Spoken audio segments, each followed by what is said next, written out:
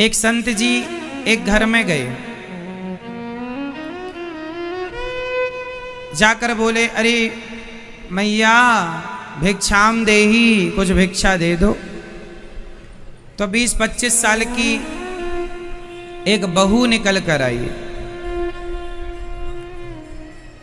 20-25 वर्ष की उम्र रही होगी।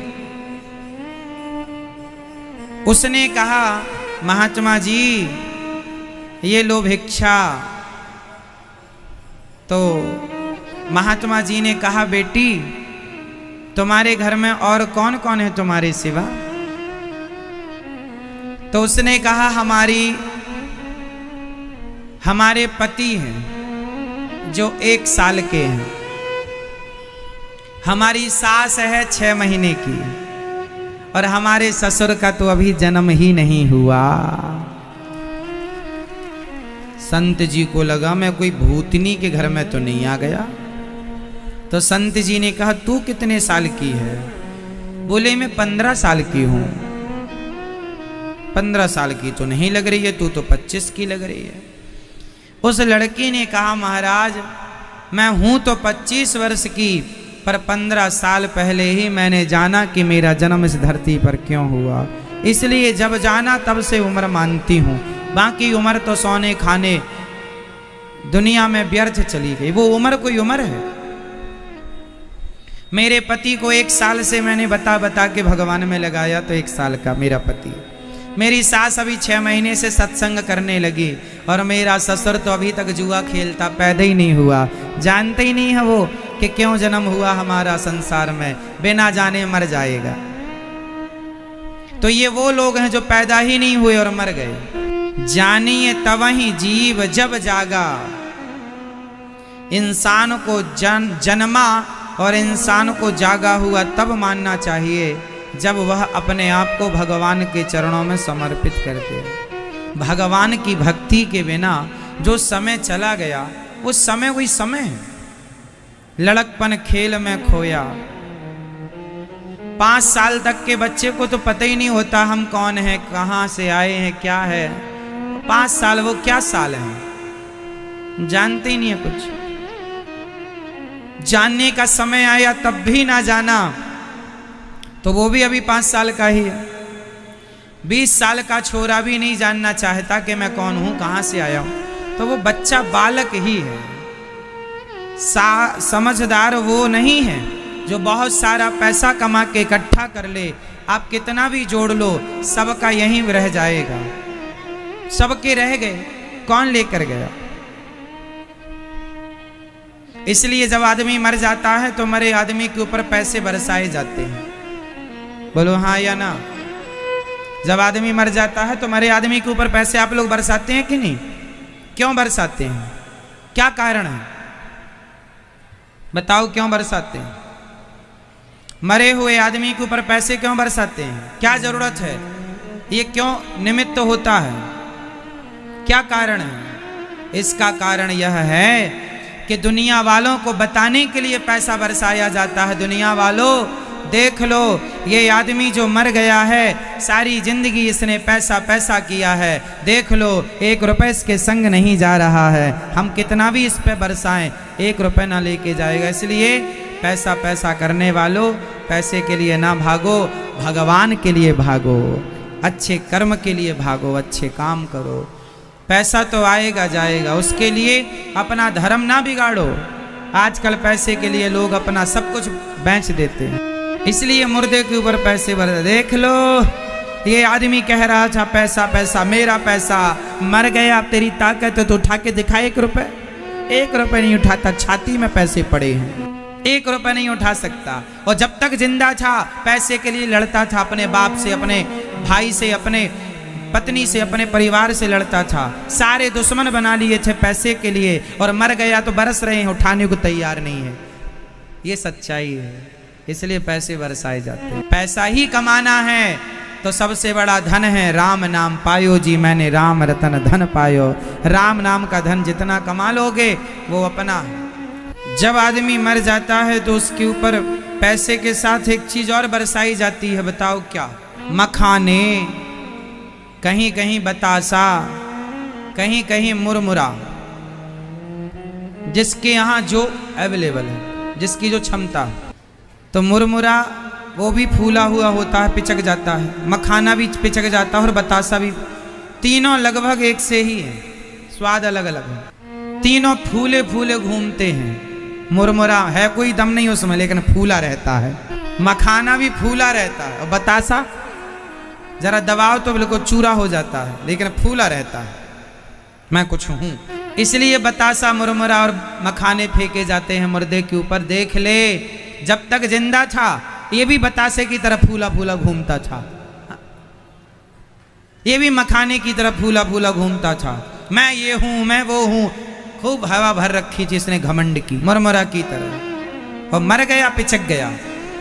ऐसे ही दुनिया वालों, तुम भी बतासे की तरफ पिचक जाओगे, मखाने और मुरमुरे की तरह ज्यादा उछल कूद ना करो, अपनी औकात में रहना सीखो। अभिमान ना किया करो किसी चीज का, ईश्वर ने जो दिया है धन्यवाद दो उसका। घमंड ना करो, अभिमान की हवा सबकी निकल जाती है। और एक बात बताएं, साइकिल, मोटरसाइकिल, कार, इनमें टायर में हवा भरी होती है, हवा निकल गई खत्म, पंचर। गाड़ी की हवा निकल गई, पंचर, चल नहीं सकती। उसी तरह तुम्हारे अंदर भी जो हवा ही भरी है, हवा निकल गई, पंचर। आदमी मर जाता है तो मर क्या जाता, हवा निकल गई। ऑक्सीजन ही तो है, हवा तो है, हम सांसें ले रहे हैं, हवा ही तो ले रहे हैं, हवा निकल गई, खत्म। तो ज्यादा अभिमान ना करो, हवा कभी भी निकल सकती है, सबकी निकल गई। तुम्हारे बाप दादे सब पंचर हो गए, किसी के ना रहे, ना हम रहेंगे ना तुम रहोगे। इसलिए सादा जीवन जिया करो, सादगी से जिया करो, अभिमान से भरा हुआ जीवन नहीं। मखाने को, मुरमुरा को और बतासे को याद रखना। मरे हुए आदमी के संग एक चीज बोली भी जाती है, बताओ क्या बोला जाता है? कि राम नाम। ये बात इसलिए बोली जाती है मुर्दे को सुनाने के लिए नहीं, क्योंकि वो तो सुनेगा ही नहीं, वो तो अब मर गया, उसे थोड़ी सुनाया जाता है कि राम नाम सत्य है। उस मुर्दे के बहाने जगत को सुनाया जाता है, दुनिया वालों सुन लो कि राम नाम ही सत्य है, बाकी सब झूठा है। लेकिन ये आदमी समझते ही नहीं, भगवान के अतिरिक्त कुछ सत्य नहीं है। ना पत्नी सच्ची, ना पुत्र सच्चा, ना परिवार सच्चा, ना संसार सच्चा। सच्चे हैं तो केवल भगवान। तो इसलिए राम नाम सत्य है और ये दुनिया झूठी। इसलिए मुर्दे के संग चलने वालों को बहुत कुछ सीख लेना चाहिए मुर्दे से। हमारे देश का तो मुर्दा भी बहुत कुछ सिखाता है, कोई सीखना तो चाहे बहुत सिखा देगा। मुर्दा भी सीखे तो मुर्दा भी सिखाए, और ना सीखे तो रावण को ब्रह्मा ना समझा पाए।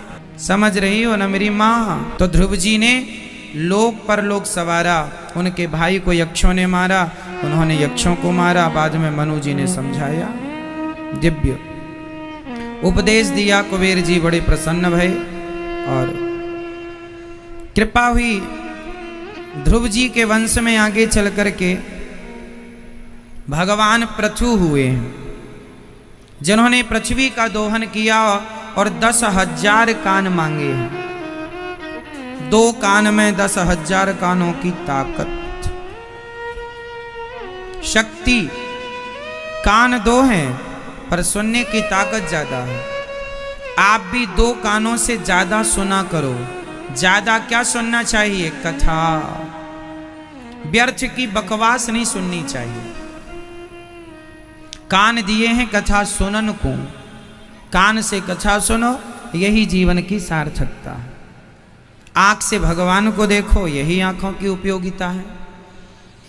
तो इनके वंश में आगे चल के प्राचीन भगवान भक्त भी हैं और भगवान पृथु भगवान भी हैं, ट्विन वन हैं। प्राचीन वरही नाम के एक राजा थे, वो यज्ञ करते थे और यज्ञ में पशुओं की बलि चढ़ाते थे। तब नारद जी ने रोका कि आप ये जो कर रहे हैं बिल्कुल गलत है। किसी भी कार्य में पशुओं की बलि नहीं चढ़ानी चाहिए। आप लोग जैसे शादी विवाह में बकरा बकरी मार लेते हैं कुछ लोग, आज भी हमारे देश में बहुत लोगों की यहाँ परंपराएं हैं। आप लोग तो नहीं मारते, बकरा बकरा तो नहीं काटते आप लोग। कुछ लोगों के यहाँ परंपराएं हैं, सारी परंपराएं ये गलत परंपराएं। किसी मंदिर में किसी देवी और देवता को बलि नहीं चढ़ाना चाहिए। चढ़ाना ही है तो बकरे को मार के क्यों चढ़ाना? मारना ही है तो बकरे को नहीं, अपने अभिमान को मार दीजिए, अपने अंदर की बुराइयों को मार दीजिए। बलिदान देना है, अपनी बुराइयों का बलिदान दीजिए। क्यों खून खराबा करते हो? किसी की हत्या करके कौन सा सुख पालोगे आप? इसलिए हत्या नहीं किया। हत्या प्राचीन बरही ने नारद जी ने समझाया, इसका पाप भोगना पड़ेगा। डर गए, क्या करें? अच्छा एक बात बताओ, शरीर से हम, अच्छा बताओ पाप और पुण्य कौन करता है? शरीर। भाई हमने किसी का गला दबा दिया ये हाथों से तो पाप हो गया, इन हाथों से किसी को रोटी खवा दी पुण्य हो गया। पाप और पुण्य करने वाला शरीर यहीं जल जाता है। बहुत ध्यान से सुनिएगा, विषय बड़ा गंभीर है, आप समझने की कोशिश कीजिएगा।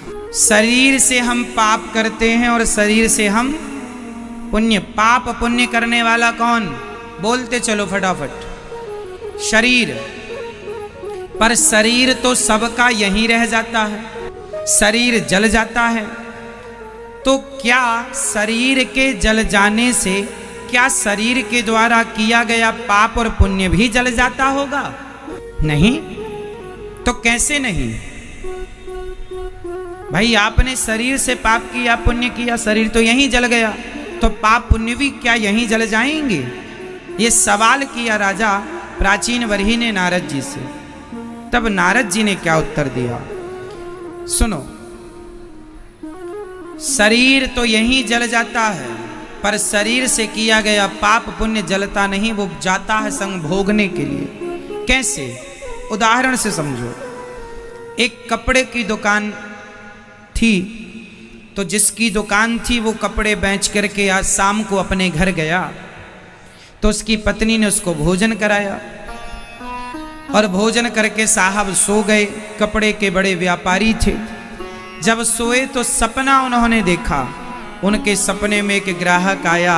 ग्राहक बोला हमें 2 मीटर कपड़ा दे दो। तो उसने सपना देखा कि सपने में कोई ग्राहक आया 2 मीटर कपड़ा मांग रहा।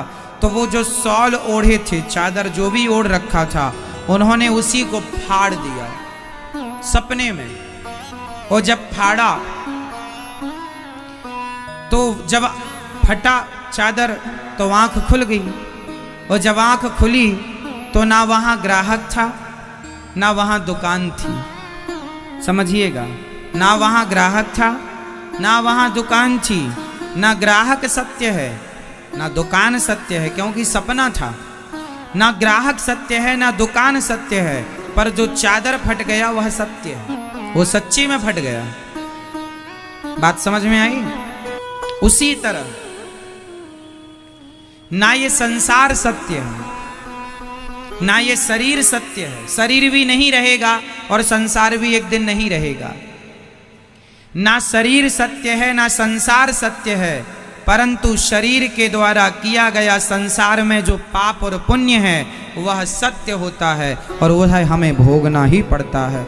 जैसे चादर फट गई वह सत्य, वो नुकसान उठाना ही पड़ेगा। अब ये बताओ, पाप और पुण्य भोगता कौन है? शरीर भोगता है कि आत्मा भोगती है?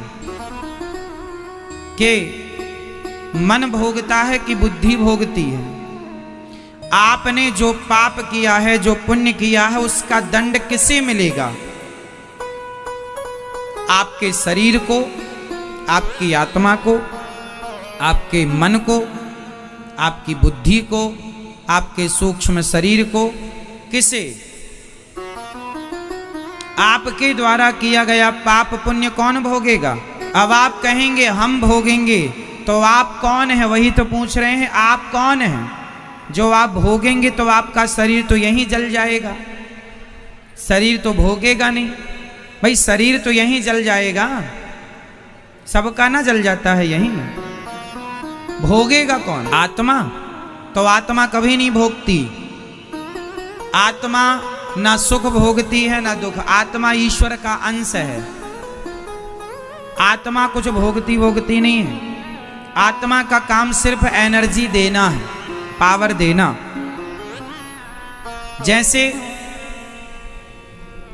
बिजली जल रही है, आपके घर में बिजली पहुंच रही है, तो आपने उस बिजली के बोर्ड से एसी का प्लग लगाया तो कमरा ठंडा हो गया, उसी बोर्ड पर आपने हीटर का प्लग लगाया, गर्म हो गया। तो बिजली ना ठंडी है ना गर्म है, सिस्टम आप जो लगाएंगे वो सिस्टम अपना काम करता है।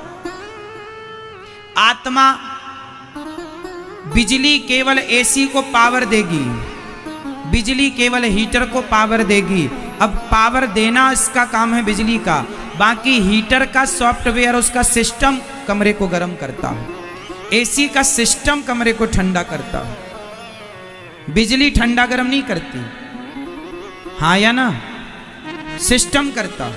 एसी का सिस्टम अलग है, हीटर का सिस्टम अलग है, वॉशिंग मशीन का सिस्टम अलग है, कूलर का सिस्टम अलग है, टीवी का सिस्टम अलग है। बिजली से चित्र भी दिखता है टीवी पर, वेल्डिंग मशीन होती है वो वेल्ड भी करता है, वेल्डिंग होती है ना मशीन, वो भी बिजली से होती है। तो बिजली सबको पावर देने का काम करती है, बिजली पावर देती है ना सबको, बाकी उसका सिस्टम अपना अपना काम करता है। बात सही है? उसी तरह आत्मा है एक पावर, आत्मा हम सबको पावर देती है। आंखों को पावर दे दिया देखने का, कानों को पावर दे दिया सुनने का, पाँव को पावर दे दिया चलने को, हाथ को पावर दे दिया काम करने का, दिल को पावर दे दिया धड़कने का। आत्मा सबको एनर्जी देती है, पावर। सब चालू हो गया, लाइट आ गई, सब चालू हो गया। देखो एक लाइट से लाइट भी जल रही है, पंखा भी चल रहा है, और उसी लाइट से माइक भी चल रहा है। तो जैसे एक लाइट सबको पावर देती है, सबको चलाती है, उसी प्रकार हमारे शरीर में कितने फंक्शन हैं। आपका शरीर एक प्रकार का मोबाइल है, जैसे मोबाइल में कैमरा होता है। बताओ आपके शरीर में कैमरा कहाँ लगा है? जोर से, आपके शरीर में कैमरा कहाँ है? आपके पास कितने कैमरे हैं मैया? कहाँ है बताओ हमें। ये जो हमारी आंखें हैं ये हमारे कैमरे हैं 2, हाँ या ना? हमारे पास साउंड सिस्टम भी है पर्सनल, कहाँ है साउंड सिस्टम? कहाँ से साउंड अंदर जाता है? कानों से सुनने का काम, सुन रहे हैं हम लोग, साउंड यहीं से तो अंदर जाएगा ना। क्या चल रहा, हमने क्या बोला, आप कहाँ से सुन रहे हैं? कान से। तो ये सिस्टम ईश्वर का है। ये अभी नाक गंध लेने का ये सिस्टम, ये भी एक सिस्टम।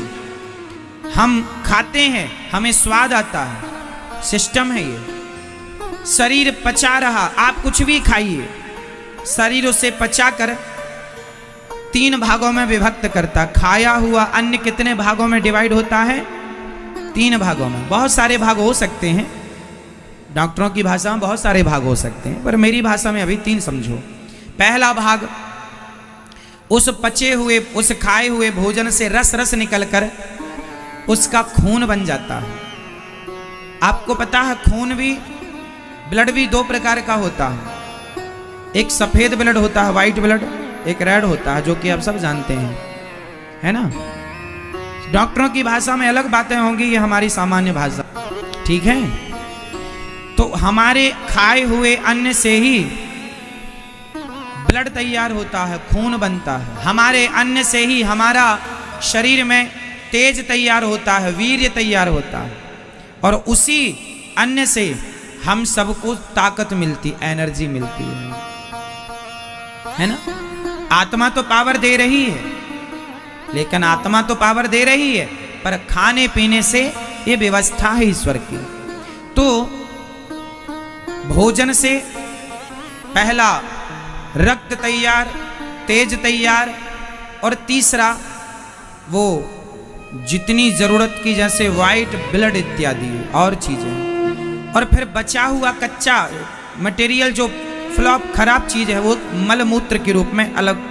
हमारे शरीर में थैलियां बनी हैं, ईश्वर ने डस्टबिन बना रखे हैं। थैली, बाथरूम की थैली अलग होती है शरीर में, पानी पानी वहां इकट्ठा हो गया, मल मल अलग, उसकी थैली अलग है, वो अलग इकट्ठा होता है। ये सिस्टम किसने तैयार किया है? ईश्वर ने। और बिल्कुल प्रॉपर चल रही हैं चीजें व्यवस्थित। तो परमात्मा ने ये जो सिस्टम तैयार किया, हमारे शरीर में कैमरा है, साउंड है, हमारे बोलने की शक्ति है, ये सब किसके द्वारा ताकत? आत्मा गई, सब बंद, ना आंख देख सकती, ना कान सुन सकता, ना पेट पचा सकता, तो बिजली गई, सब बंद। तो आत्मा जो है वो पावर है, सबको एनर्जी देती, और वह आत्मा स्वरूप किसका है? आत्मा किसका स्वरूप होता है? आत्मा है परमात्मा का अंश, ईश्वर अंश, जीव अविनाशी, चेतन अमल, सहज सुख राशि। आत्मा ईश्वर का अंश है। जैसे ये बिजली, बिजली कहां से तैयार होती है? बताओ, बिजली किससे बनती है? अभी वर्तमान में 3 चीजों से बिजली बन रही है। बताओ वो 3 चीज क्या क्या? चौथी चीज भी कोई हो सकती है पर मुझे उसका आइडिया नहीं है, 3 का मैं जानता हूं। बिजली 3 चीजों से बनती है, बताओ क्या क्या है वो? पहला, बेटा बोलो, आप लोग साइंस जानते हो, बताओ। बिजली अभी सबसे ज्यादा बनती है पानी से, दूसरा कोयला, तीसरा सूर्य भगवान का प्रकाश, सौर पैनल इत्यादि, और चौथा आप हवा भी कह सकते हैं। हवा से भी बिजली बनती है, पता है आपको? हवा से भी बिजली बनती है, नहीं देखा?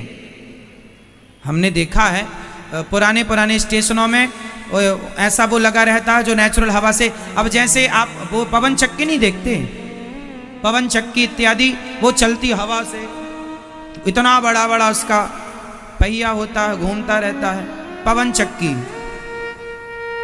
वो पवन चक्की हवा से बिजली तैयार करती है। तो 4 चीजें हो गई बिजली को तैयार करने की। बिजली पानी से, कोयले से, और हवा से, और चौथा क्या रहा? सूर्य भगवान से। 4 जगह से भी, और 5वां भी कोई हो सकता है, अपने को आइडिया नहीं है, साइंस आगे है। 6ठा भी कोई हो सकता है, कोई दिक्कत नहीं है, पर अभी मुझे 4 का नॉलेज है। तो बिजली आज जो जल रही है, यह पानी का अंश है, या कोयले का अंश है, या हवा का अंश है, या सूर्य का अंश है? बोलो हाँ या ना? अंश है। ये बिजली जल रही पानी का अंश है, हाँ या ना? उसी तरह आत्मा जो आपके अंदर है, यह ईश्वर का अंश है, क्योंकि वहीं से चली है। ईश्वर अंश, जीव अविनाशी, चेतन अमल, सहज सुख राशि। तो आत्मा हमारे अंदर जो एनर्जी है, वह किसका अंश है? जोर से, हम किसके स्वरूप हैं? परमात्मा के।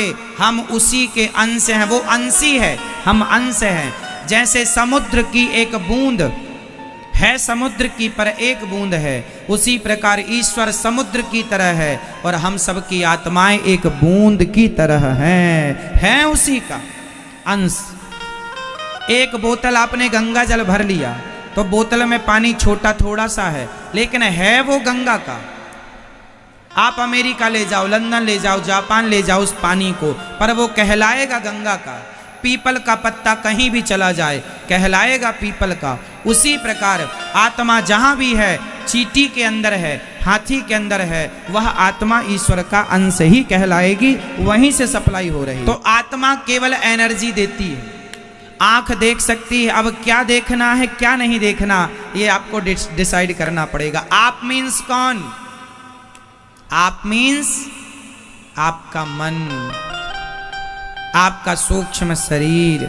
जब आप यहां से जाते हैं मरकर, तो आप आपका शरीर यहीं रह जाता है, नरक स्वर्ग भोगने कौन जाएगा? आपके शरीर में कितने शरीर समाये हैं? आपके शरीर में कितने शरीर हैं? आप कितने, अर्थात आपके शरीर कितने होते हैं? नहीं पता? हम बताएंगे आपको। हम सबके शरीर होते हैं 3। पहला शरीर ये बैठा है आपका, जो आप दिख रहे हैं, इसे कहते हैं स्थूल शरीर। एक शरीर होता है जो सपने में एक्टिव होता है। जब आप सो जाते हैं तो सपना देखते हैं, सपने में हरिद्वार गए, सपने में वृंदावन आए, सपना। तो सपने वाला शरीर भी एक शरीर है, जो आप एक बिस्तर पर सोया है और एक वृंदावन में घूम रहा है सपने में। तो 2 हो गए, हाँ या ना? और एक तीसरा शरीर होता है कारण शरीर। कारण मतलब आप किस कारण मनुष्य बने, ये किस कारण लंगड़ा हुआ, ये किस कारण अंधा हुआ, ये किस कारण बकरा बना, ये किस कारण बिल्ली बना, ये किस कारण, जिस कारण आपने योनियां पाई वो कारण है। आप स्त्री क्यों बने, इसका कोई कारण है। ये पुरुष क्यों बने, इसका कोई कारण है। ये तुम्हारा ही बेटा क्यों बना, ये कोई कारण है। अब वो कारण क्या है ईश्वर जानते हैं।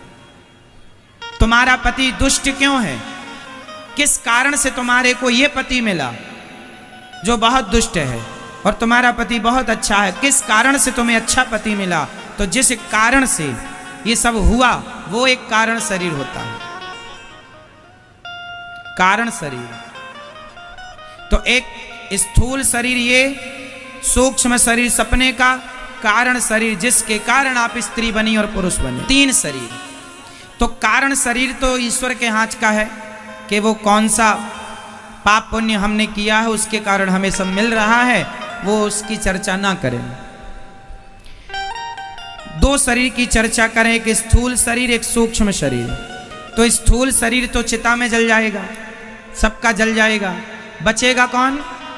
सूक्ष्म शरीर जिससे सपना देखा था, वही शरीर आत्मा। जब मरते हो आप लोग, तो मरने के बाद आत्मा निकलकर उस सूक्ष्म शरीर में जाती है, और वही सूक्ष्म शरीर को पकड़ के यमदूत लेकर जाते हैं, और उसी सूक्ष्म शरीर से यमराज जी हिसाब किताब पूछते हैं, क्या पाप किया, क्या पुण्य। पूरी हिस्ट्री निकल कर आ जाती है आपके पाप पुण्य की, और पाप पुण्य का हिसाब किताब करके यमराज जी फिर न्याय करते हैं कि आपका पाप ज़्यादा है। माना कि किसी के पाप 5 किलो हैं, तो 5 किलो पापों का दंड देने के लिए 84 लाख योनि में फिर भेज देंगे। जाओ, कुत्ता बनो, बिल्ली बनो, सुअर बनो, हाथी बनो, चमगादड़ बनो, नाली का कीड़ा बनो, जाओ भोग के आओ। जब भोग के आएंगे तो फिर जो थोड़े से पाप हैं, जो थोड़े से पुण्य बचे, 100 ग्राम पुण्य माना कि, उस पुण्य के बल पर आपको फिर मनुष्य का शरीर दिया जाएगा, और अब ज्यादा पुण्य करके जाएंगे तो सदगति हो जाएगी, और जरा कम पुण्य रहे तो 84 के चक्कर में भटकते रह जाओगे। इसलिए पुण्य ज्यादा पाप कम करना चाहिए, लेकिन आप उल्टा कर रहे हैं। पाप ज्यादा करेंगे तो भोगते रहेंगे नाली का कीड़ा बन के। अभी तो सब अच्छा लग रहा है, लेकिन बाद में पता चलता है। कोई केला खाए और पानी पी जाए, बताओ क्या होगा? जोर से बोल दो। कोई केला खा के पानी पी जाए, क्या होगा? सर्दी खांसी होगी? बिल्कुल होगी। केला खाए और पानी पी जाए तो सर्दी खांसी होगी। आज नहीं हुई कल होगी, कल नहीं हुई परसों होगी, वो होगी थोड़ी बहुत जरूर। आप स्ट्रांग हैं, मौसम अनुकूल है तो भले पच जाए। अब जैसे गर्मी है बहुत ज़्यादा, और कोई केला खा के पानी पी ले तो वो ठंडक बन के शरीर को मेंटेन कर लेगी। पर अब ये सर्दियों में कोई केला खाए और पानी पी जाए तो निश्चित सर्दी होनी ही होनी। वो परिणाम आपको आज नहीं दिखेगा, गलती करोगे परिणाम भोगना पड़ेगा। उसी तरह पाप करोगे तो परिणाम भोगना पड़ेगा। केला खा के पानी पियो हो सर्दी होगी, पाप किए हो दंड मिलेगा, बचेगा कोई नहीं। 3 दिन के लिए आपको सर्दी होगी। ऐसे पाप किए हो तो कुछ दिनों के लिए नरक जाना पड़ेगा। तो आप जाना पसंद करोगी मेरी माँ? इसलिए कहता हूँ सास के खूब पांव दबाया करो, पति के पांव दबाया करो, यही पुण्य है। जब आप लोग अपने सास को उल्टा सीधा बोलती रहती हैं कुछ बहुएं, घोर नरक जाएंगी ऐसी बहुएं जो गाली देती हैं सासू माँ को, अपमान करती हैं सासों का। मैया ताली बजा रही हो, आपकी बहू गाली देती है? नहीं। ठीक कह रहे हैं महाराज जी, सेवा नहीं करती बिल्कुल। माताएं बड़ी प्रसन्न हो जाती हैं बेचारी। मैया आपकी सेवा होती है? बहुएं करती हैं सेवा? पाँव दबाती हैं? पाँव नहीं दबाती। थोड़ा दबाया करो मेरी माँ, बूढ़ी अम्मा के पाँव। फिर कल आपकी बहू आएगी, फिर वो भी आपके पाँव दबाएगी, जब आप दबाएंगी आपको देखेगी तो। इसलिए पाँव दबाया करो। मैया आपकी बहुएं कहाँ हैं? चली गई? सुनवाना ये बात। पाँव दबाया करें रोज, बढ़िया सवेरे शाम सेवा किया करें। माँ क्या लोगी? दूध लोगी, पानी लोगी, जूस लोगी क्या? बूढ़े लोगों को खूब सेवा करनी चाहिए। बूढ़े बुजुर्गों की सेवा ही भगवान की सेवा मान के करनी चाहिए, ठाकुर जी की सेवा है ना। बुजुर्ग ही भगवान है, ये समझो। बच्चे और बूढ़े भगवान है। बच्चे और बूढ़े ये सब भगवान, दोनों भगवान की कोटि में है। इसलिए करना, सबको करना चाहिए। हम भी करें, आप भी करें, क्योंकि हम भी बूढ़े होंगे, आप भी बूढ़े होंगे। हमको भी वो दिन देखने पड़ेंगे जो आज आपकी सास ससुर को देखने पड़ रहे हैं। तो ये प्रकृति है, सबके साथ नेचर यही करेगी, यही होगा। इसलिए चलो, तो हम लोग जो भोगते हैं वो अपने कर्म दंड भोगते हैं। तो नरक जाना और स्वर्ग जाना क्या है? आपने जो पाप किया है, पापों का दंड नरक जाके भोगना पड़ेगा, या 84 का चक्कर। 2 प्रकार का नरक होता है। 28 प्रकार के तो होते हैं, रौरव, महारौरव, कुंभी, पाकंद्र, तामिश्र, ऐसे कालसूत्र, 80 पत्र बन, ऐसे तो 28 नरक होते ही हैं। पर 84 लाख योनियां भी एक नरक ही है। भाई कुत्ते की योनि क्या है? कुत्ता कुछ भी चाट रहा है, कुछ भी खा रहा है, नरक ही तो है उसके लिए। अपने हिसाब से तो कुत्ता नरक में ही है। सूअर कहाँ है? सूअर एक प्रकार का नरक में ही रहता है। आज इंसानों को छोड़कर सारे लोग कहाँ हैं? ये नरक ही है, यही नरक। अत्रैव स्वर्गः अत्रैव नरकः, यही नरक है। इसलिए जैसी करनी वैसी भरनी। 84 लाख योनियां, ये 84 लाख भगवान के जेल हैं। जो जैसा पाप करता है उसे वैसी योनि में डाल दिया जाता है। अब एक छोटा सा सवाल आपके लिए मैं कर दूं, ये बताओ कि आज के 100 साल पहले भारत की जनसंख्या केवल 50 करोड़ थी, माना कि फॉर एग्जाम्पल। तो आज 135 करोड़ जनसंख्या हो गई। तो जब आत्मा का जन्म नहीं होता, आत्मा मरती नहीं है, तो ये जनसंख्या कहाँ से बढ़ गई? ये सवाल कभी आपके दिमाग में खड़ा होता है कि नहीं? नहीं होता। इसलिए दास ने आपको प्रश्न भी दिया है, उत्तर भी देगा। आज के 50 साल 100 साल पहले भारत की जनसंख्या माना कि 50 करोड़ थी। क्यों जी? सही है। आज 140 करोड़ है। तो जनसंख्या कैसे बढ़ गई? जब शास्त्र कहते हैं कि आत्मा का जन्म नहीं होता, नैनम छिंदन्ति शस्त्राणि न मरती वासांसि जीर्णानि यथा विहाय, आत्मा ना जन्म लेती है ना मरती। आत्मा अजन्मा है, अमर है। जब जन्म नहीं लेती आत्मा, जब मरती नहीं है आत्मा, तो भैया ये जब बिना मरी आत्मा, फिर इतने जनसंख्या कहाँ से बढ़ गई? ये प्रश्न है या नहीं? उत्तर दे दूं? एक बात बताओ, यदि आपके सामने 5 दर्पण रख दिए जाएं, तो आप 5 दर्पणों में एक से दिखोगे कि नहीं? हाँ या ना? यदि 100 दर्पण रख दूं मैं, तो आप 100 हो जाएंगे? आप एक हैं, पर आपके प्रतिबिंब 100 हैं। बिंब के प्रतिबिंब कितने हैं? यदि 1 लाख दर्पण रख दूं मैं, तो आप 1 लाख हो जाएंगे? बोलो हाँ या ना? हो जाएंगे? नहीं होंगे? आपके सामने 1 लाख दर्पण रख दूं, तो आपके प्रतिबिंब 1 लाख हो जाएंगे? बिल्कुल हो जाएंगे। हाँ या ना? आप तो एक हैं, आप एक के एक ही रहेंगे, पर आपके प्रतिबिंब सैकड़ों हो सकते हैं, हजारों लाखों हो सकते हैं। उसी प्रकार ईश्वर एक है, उस ईश्वर के प्रतिबिंब ही हम सबकी आत्मा है। वो कितने भी हो सकते हैं, इसलिए ना वो प्रतिबिंब ना तो जन्म लेता है ना मरता है। कांच तोड़ दो तो प्रतिबिंब बिंब में जाके मिल गया। भाई जब बिंब मरेगा तो प्रतिबिंब मरेगा। बिंब नहीं मरेगा तो प्रतिबिंब कैसे मरेगा? जैसे आपके सामने दर्पण है, तो दर्पण में आप तब तक दिखेंगे जब तक आप रहेंगे, आप रहेंगे तब तक दिखेंगे, आप नहीं रहेंगे तो नहीं। तो ईश्वर तो सदा हैं, तो जब तक वो हैं तब तक आत्माएं हैं। जितने चाहे भगवान उतने भगवान आत्माएं प्रतिबिंब के रूप में भेज सकते हैं। इसलिए आत्मा पहले कम थी, ज्यादा है, ये सवाल कोई सवाल नहीं है।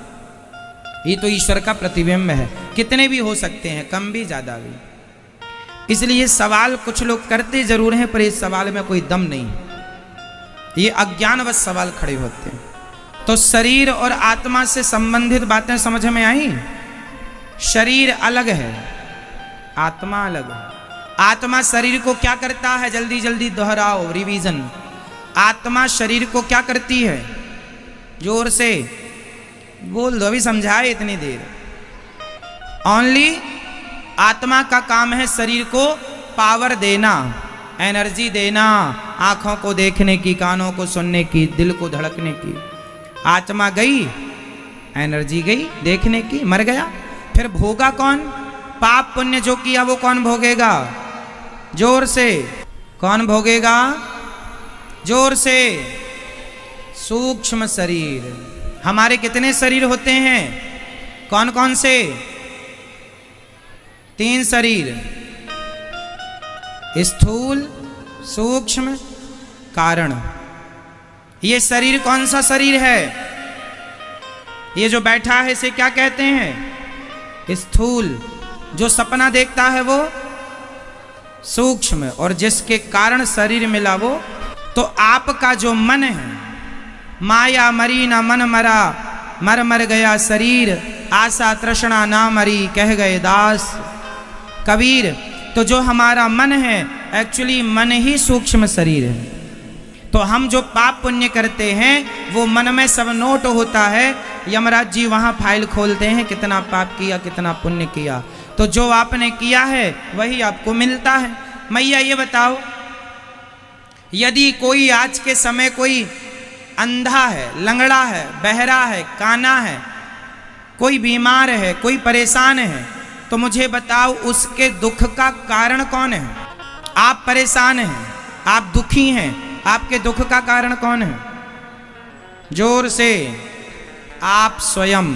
आपने जैसा कर्म किया होगा वो कर्म ही आपको फल के रूप में मिल रहे, अच्छे का अच्छा और बुरे का बुरा। इसलिए किसी को दोष नहीं देना चाहिए। जैसा किया है वैसा हमें मिल रहा है, इसलिए उसे आनंद से भोगना चाहिए। आपके जीवन में यदि गरीबी है, वह भी आपके किसी न किसी पाप का ही फल है। आप अमीर हैं तो वह आपके पुण्यों का फल है। आप शरीर से दुखी हैं, वह आपके पापों का फल है। आप शरीर से सुखी हैं, वह आपके पुण्यों का फल। एक सिंपल समझो भाषा, आपके जीवन में जो भी दुख आता है वह इसलिए आता है कि आपके पाप उदय हो गए। पाप हमेशा दुखी करता है और पुण्य हमेशा। आपको यदि सुख मिला तो आपने पुण्य किए हैं इसलिए, आपको दुख मिला आपने पाप किए हैं इसलिए। कोई ना काहू को सुख दुख कर दाता, कोऊ ना काहू को सुख दुख कर दाता, निज कृत कर्म भोग सब भ्राता। तो हर आदमी जो दुख और सुख पाता है वह किसके कारण पाता है? आपने जो भी पाप किया है उसके बदले में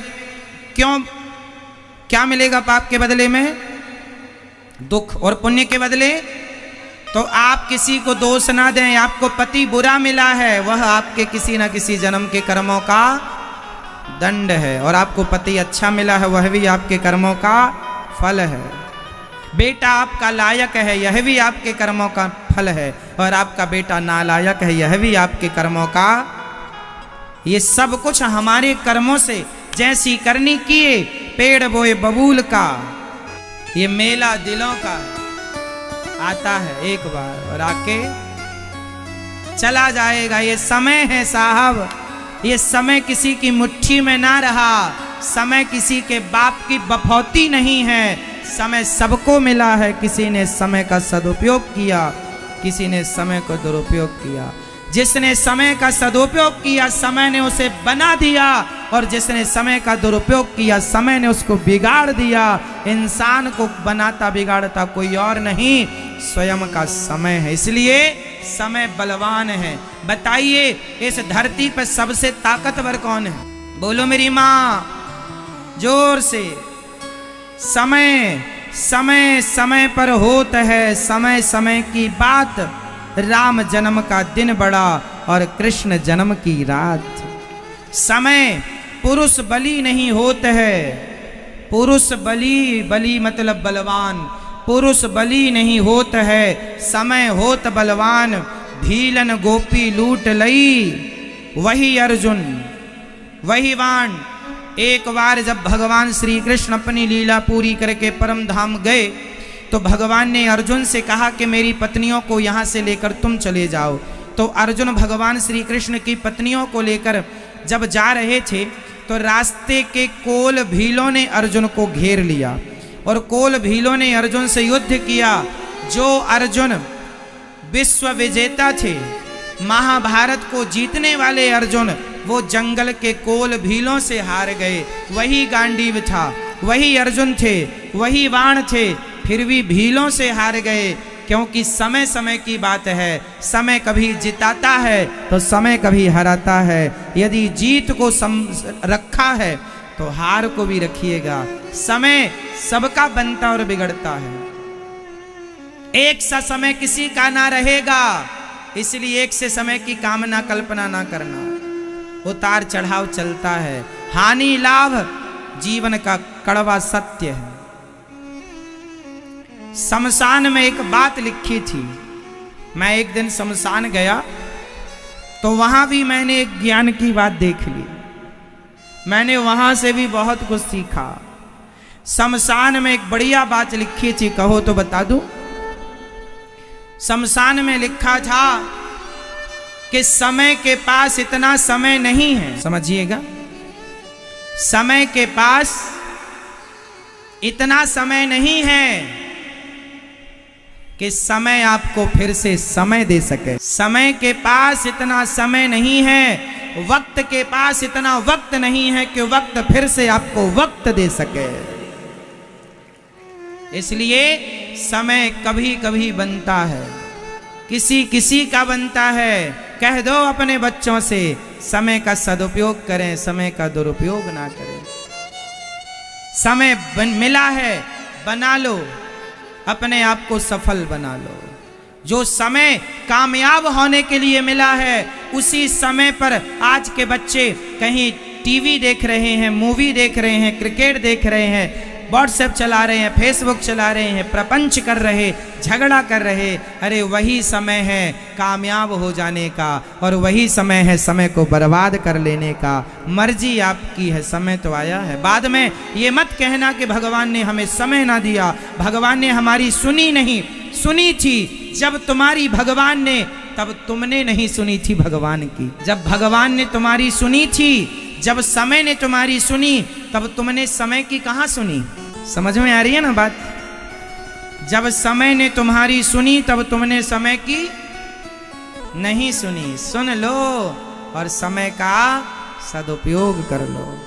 बार बार ना आएगा, मेला दिलों का आता है एक बार, आके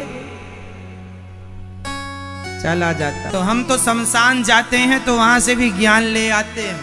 इसलिए आप लोग भी जहां से ज्ञान मिले ले लो, और ले बस ना लो, ले लेके भरो मत, उसको चरित्र में उतारो, चरितार्थ करो, जियो से ज्ञान को, वरना ज्ञान ही भार बन जाएगा।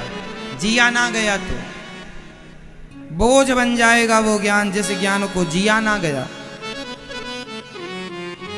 चलिए, भगवान ने प्राचीन बरही को नारद जी ने पुरंजनोपाख्यान, ये पुरंजन पुरंजनी थे, जो पुरंजन पुरंजनी में इतना आसक्त हो गया कि पुरंजनी में इतना दिल लगाया, जब मरा तो पुरंजनी बन गया, खुद महिला स्त्री बन गया। जब आदमी मरता है, अंते यामति सागति, जो मरता है जिसका चिंतन करते हुए उसकी वही गति होती है।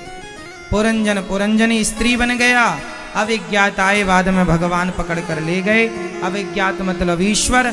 जो जीव संसार में फंसा हुआ है वही पुरंजन है, और जो भगवान जिस पर कृपा कर ले, भगवान ही अविज्ञात, जिसका ज्ञात ना हो वही अविज्ञात है। तो इस कथा से सिंपल ये समझना है, कथा तो ये बड़ी है पुरंजनोपाख्यान की, पर सार यही निकला कि आप अपना मन यदि संसार में लगाएंगे तो आपको मर के सांसारी बनना पड़ेगा, और मन भगवान में लगाएंगे तो आप जन्म मृत्यु से बच जाएंगे। ये सार है, गोविंद में मन लगाओ, यहाँ वहां ना लगाओ। इस कथा का यही मूल सार है। भगवत धाम को गए और नारद जी ने प्राचीन बरही को दिव्य ज्ञान दिया, दोनों का कल्याण हुआ, दोनों भगवत धाम को गए। आज पूज्य श्री अनिरुद्धाचार्य जी महाराज ने हम सभी लोगों को बहुत ही उत्तम एवं शिक्षाप्रद कथा सुनाई है। आशा करता हूं कि इस शिक्षाप्रद कथा से हम सभी लोग कुछ न कुछ शिक्षा अवश्य ग्रहण करेंगे और अपने जीवन को सुखी और सात्विक बनाने का प्रयास करेंगे।